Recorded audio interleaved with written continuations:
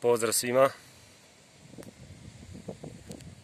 Evo me na Dunavcu Šodroš. Nalazi se naravno pored ribarca i to je taj neki prirodan nastavak ribarskog ostrva ili tog, nekada je to bio sve rukavac, ali su napravili nasip, to je put koji vodi do ribarca, pa je sada iz dva dela. I time su, tako reći, umrtvili Šodroš, pošto više oni sad manje više kao neka mrtvaja. Ali ima još dotok vode iz pravca Dunava, tamo je ono usko grlo, što kažemo, 1,2 m. Pogledajte, stvarno prelepa priroda. Ja sam danas rešio da probam svoj kajak koji sam uzeo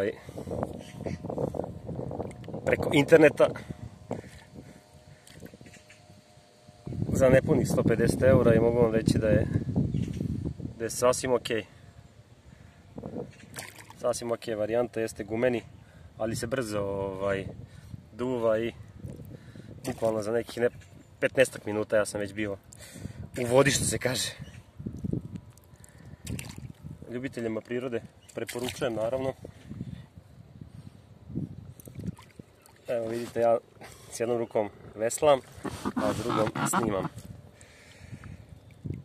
Vidite, ovdje su makvanji koji su po zaštitom prirode države, naravno.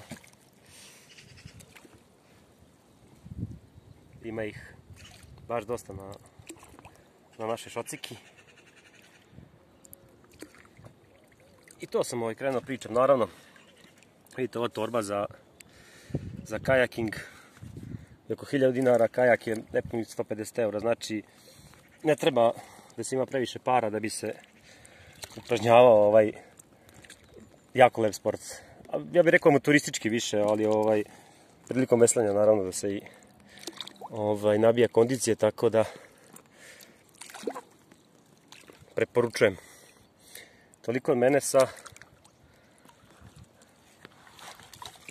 šocike Šodroša.